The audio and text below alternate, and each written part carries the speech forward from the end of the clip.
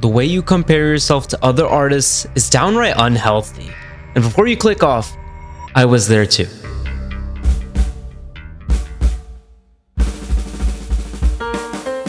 When I was a beginner in art, I'd find other artists who were way better than me, right? And instead of enjoying their work, it just felt like a reminder of how much I still needed to improve. Like that competitive spirit, it translated from sports into art, and it really hindered my progress. It made drawing feel like work. And as a result, my growth was abysmally slow, as you can see. But in the past year, I improved so much. And interestingly enough, I was still comparing myself to other artists, but in a much healthier way that actually sped up my improvement instead of slowing it down. So today, I'll be sharing how an art rival can quite literally 3 to 4 times your skills, motivation, and discipline. And I'll also be sharing how I did it and how even absolute beginners can go about finding their rivals. But before we find you a rival, you need to understand the proper mindset when choosing one, okay? Because if you don't, it will set you up for failure and destroy your mental health in the process, okay? So here's a quick checklist to keep in mind before getting a rival, right? This shouldn't be someone far, far above you. A little bit better is optimal. Like, it can be a sizable gap if you have the mental strength to see it and not back down, then sure. But it shouldn't be someone too far above that it's unrealistic. I hate using that word, but it's something that I just have to say. It also shouldn't be someone that you don't like, right? In certain cases, for certain people, like if you feel more motivated by trying to surpass someone you don't like, go for it, right?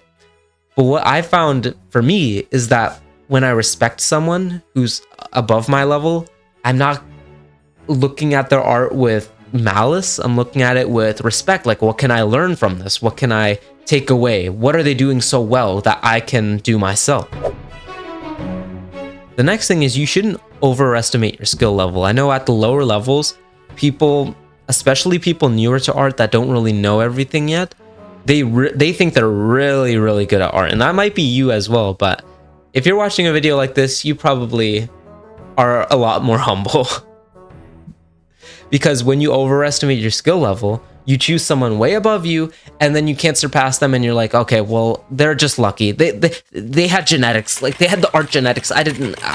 I'm full of disadvantages, right? You try to find excuses.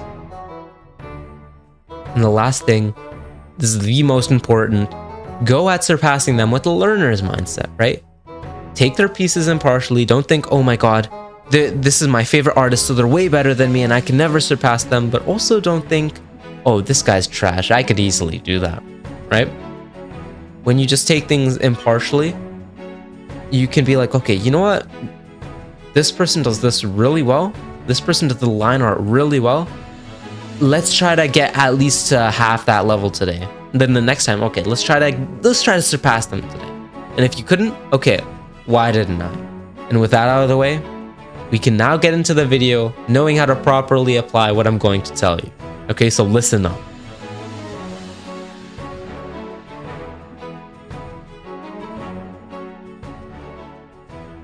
So how does finding a rival make you better at art? And I'm sure many of you have had rivals in the past, or even today. And I know when I used to play video games, I'd have people around my skill level, or even better, and that would give me the motivation to just keep training, keep working exceptionally hard to become better than them. And it didn't even have to be my friends. Like, I remember in the Fortnite days, right? This was, I believe, season 5 or 4 when Paradise Palms was introduced, right? I saw this video of a console guy, because I played on console too. He dropped Paradise Palms and he got like a 20 bomb or something, right? It was insane. And I saw some of the techniques he was using. So what did I do the next game?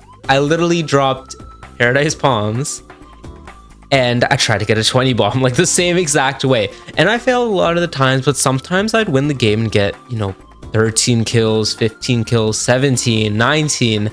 And it just kept going up because I was so motivated. I really wanted to surpass him. So I'd keep training hard, even when, like when creative just came out, I was like one of the first people to just grind that thing to improve my mechanics and stuff. And the same applies to art. You could do the same exact thing in art, which made my training way more focused and actually intentional, rather than being like, oh, you know what?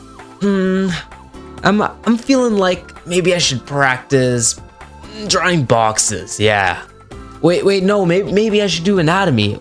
Like, you're actually intentionally, you're not wasting your time practicing things that you don't even really need to practice. And if you look at my improvement last year, it's quite impressive. And this was only possible because I kept finding artists, multiple artists who were better than me, just a bit, not like by a drastic margin. And I just study them, and I'd, be like, okay, this person does this well, this person does that well, and I can do it as well. Like, if they can do it, I could do it too. And as a bonus, this actually is what developed my art style.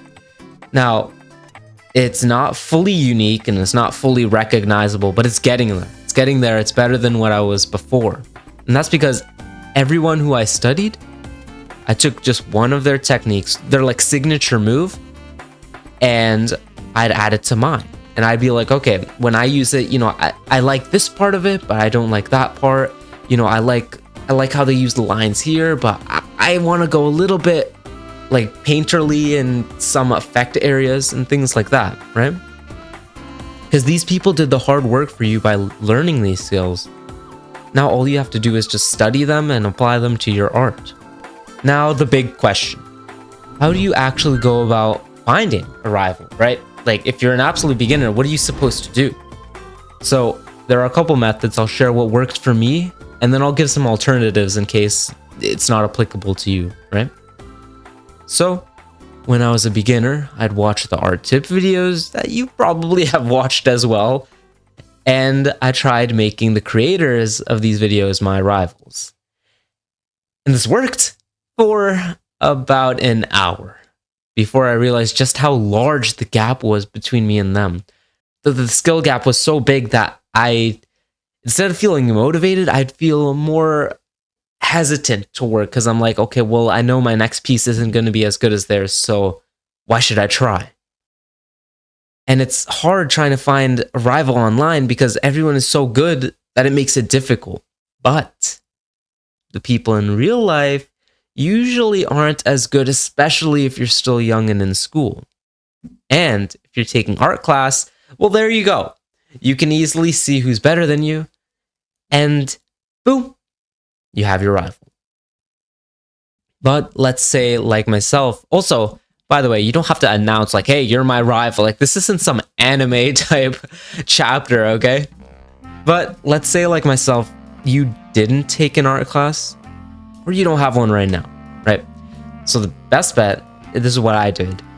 I'd look at those YouTube like art thumbnails, like the ones that had like graphics on it and everything, like drawings, and I'd turn that into my next goal. I'd be like, okay, these thumbnails, because thumbnails usually aren't as complex as fully rendered pieces, so you'll have an easier time getting to that level, right?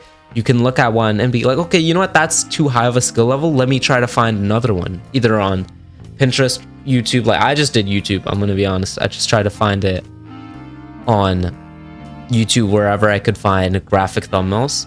Like, if you're a beginner to intermediate, you could definitely do that one. But if you're an absolute beginner, like, you don't even know how to draw a circle, I'm talking, you started art a couple months ago, right? And I know this will sound really cheesy. It's maybe not the greatest piece of advice, but because your level is so low right now, you have to just compare yourself to who you were the session before, right? And you have to be content with just learning one or two things new each session. Like right now, literally a couple minutes ago, I was starting another piece, new piece, or like I was rendering this piece that you're seeing on screen right now. And I really messed up. Couldn't really understand the rendering that well, right? And I was getting frustrated because I'm like, okay, well, I have this cool line art, I have this cool idea, but I can't render it and make it cool, right? So about an hour went by. So you can see it's 8:55 a.m. So I actually 2 hours. I've been working on this thing for 2 hours, and I had to scrap the whole rendering idea. And you might think, okay, well, he just failed. Like, this guy, he doesn't know what he's talking about, right? He says, oh, you're supposed to learn something new. This guy just wasted 2 hours. What I learned from those 2 hours, after watching a couple of videos, on the topic, because I couldn't think of something myself. So I went online and I found that you can actually make this thing called a lighting pass. It's like a thumbnail sketch. And I'm not talking YouTube thumbnail. It's like a small sketch where you can plan out your lighting sequence before you start rendering. I didn't know that before. So that means that those 2 hours were not wasted because I learned something new, something very important that I'm going to keep using going forward. And here's the thing, okay? When you fail, you can either be down about it or see the good in it, right? No matter how small. You saw that even I just learned one technique after those 2 hours of frustration. That's a win. If you learn something new, then each piece can never be a failure. And this is very important. So I want to address this because I know someone will ask, this mindset kind of seems a little toxic. I don't compete with other people. I just want to, do the best that I can. And the thing is, if you go against everything I said and find people way better than you and try to tear themselves, like you try to tear them down to bring yourself up, then yes, that's very toxic. If you try to say, oh yeah, their artwork actually isn't even that good. My artwork is way better. Well, I haven't really done the artwork yet, but I could do it better, right? You see how toxic that sounds? Especially when you're comparing yourself to someone who it seems like you don't even respect, right? But if you follow it along, you probably already realize that you've had rivals that boosted the both of you up with no toxicity behind in real life, right? And the reason is due to respect. As long as you respect each other, you don't parade that, oh, I surpassed you, I'm better than you now, I beat him. And most importantly, if you respect yourself by not saying, oh, I haven't surpassed them yet, I'm nothing, right? Then this is one of, if not the healthiest growth mindsets you could ever possess. This is something that you could take away, not just in art, but in life. Anything you do, you could use this mindset and you'll get way better. Because not only do you learn to give yourself time to improve, but you also become your greatest fan. You realize just how great other people are and how great you can become. And you don't beat yourself up for not being there yet. You can just focus on how to get to that next step, how to surpass that next rival, rather than being like, okay, I give up. I'm not on their level yet, I give up. And now you're on your way to find a rival and become the artist that I know you can be. And here's one thing, one secret bonus tip, okay? With obstacles, when you are facing like a problem, like you can't render or something, or you can't construct a piece that you really want, just know that that's not a bad thing. In fact, that's a really good thing. That means that you're challenging yourself, and the obstacle isn't in the way. The obstacle is the way, because the obstacle is telling you, okay, this is what you need to improve. You can either choose to listen to the obstacle, or you could just stand there and try to find a different path that doesn't lead you to where you want to be, right? The obstacle tells you what you're bad at, and now you can work on making that better. My obstacle this morning was that I just straight up didn't know how to render. I just didn't know, how to plan it. I just tried to go at it full speed because I overestimated my skill level. I thought I was way better than what I actually am, right? And when you take every obstacle as a moment for learning, oh my god, dude, your potential, your growth is going to be limitless. All right? And you might be feeling like you're behind right now, but if you're watching a video like this, you're ahead of at least 80% of artists just by making it to the end as well. Bro, bump that up to like 99% of people. You can be great at art. I know you can. And, bro, I'm just saying, you can use me as a rival if you want. I might not be that great yet, but I'm telling you, I'm going to keep improving just like you. And who knows, maybe one day you could try to surpass me too. That'd be crazy. Thank you for watching.